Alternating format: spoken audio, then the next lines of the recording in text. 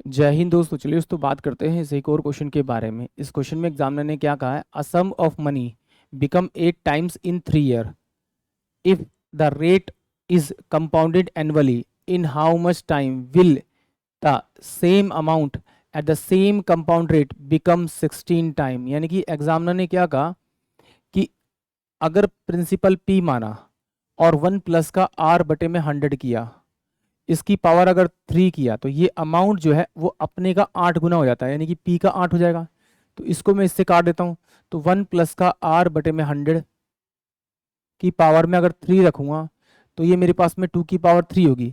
अगर आमने सामने की पावर सेम सेम है तो उनके जो बेस होंगे वो बराबर होते हैं। 1 प्लस का आर बटे में 100 बराबर में 2, ये इधर जाएगा तो आर अपॉन में 100 इजकल टू में कितना आ जाएगा, 1 हो जाएगा। तो आर की जो वैल्यू आ जाएगी वो 100% आ जाएगी।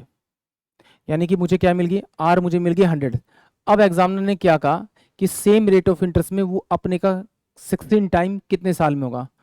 माना कि 100 रुपये था उसके पास में, 100 रुपये अमाउंट था शुरू में, तो वो अगली साल कितना हो जाएगा आपका, 200 रुपये हो जाएगा 100% के हिसाब से एक साल में। उससे अगली साल में, दूसरे साल में वो कितना हो जाएगा आपका, 400 रुपये हो जाएगा आपका।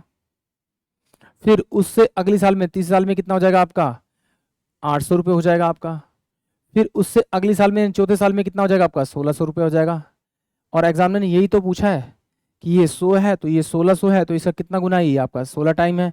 तो एग्जामिनर ने पूछा 1 2 3 4, यानी कि 4 ईयर में वो अपने का 16 टाइम हो जाएगा।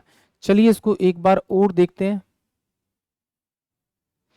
मैंने आपको प्रीवियस कई क्वेश्चन में बताया होगा कि इसने मुझे क्या दे रखा है यहाँ पर, देखिए कि अगर मेरे पास में वो 100 रुपये था तो वो जो अमाउंट है वो कितना हो गया होगा इसका, 8 टाइम, यानी कितना हो गया होगा आपका, ये 800 हो गया होगा। इससे मैं इसको सॉल्व करूंगा तो ये मेरे पास 1 बचेगा और ये मेरे पास में 8 बचेगा। तो जब हम डिवाइड करेंगे फॉर्मूला, तो ये 1 तो मेरा नीचे आता है, तो आप इसका क्या करें, इसका क्यूब निकाल दीजिए, सॉरी इसका क्यूब निकाल दीजिए, क्योंकि 3 साल का, इसका भी क्यूब निकाल दीजिए। तो ये 1 रुपये था स्टार्टिंग में प्रिंसिपल, अब जो हो गया वो कितना हो गया आपका, 2 रुपीज़ हो गया। इन दोनों का डिफरेंस निकालेंगे तो 1/1 इंटू में 100 करेंगे तो आपको रेट ऑफ इंटरेस्ट मिल जाएगी 100%। अगर रेट ऑफ इंटरेस्ट मिल गई फिर तो क्वेश्चन सोल्व हो जाएगा। कैसे, 100 था, फिर ये 200 हो गया अगले साल, फिर उससे अगले साल कितना हो जाएगा आपका, ये 400 हो जाएगा, फिर उससे अगले साल कितना हो जाएगा आपका, 800 हो जाएगा, फिर उससे अगले साल कितना हो जाएगा आपका, 1600 हो जाएगा। और एग्जामिनर ने यही तो कहा है 100 का कितना गुना है, ये 16 टाइम। 100 का कितना गुना 16 टाइम, तो ये 1 ईयर, 2 ईयर, 3 ईयर और 4 ईयर, यानी कि ऑप्शन जो बी है वो इस क्वेश्चन के लिए करेक्ट होगा। आई होप आप सभी को क्वेश्चन समझ में आया होगा। जय हिंद, जय भारत।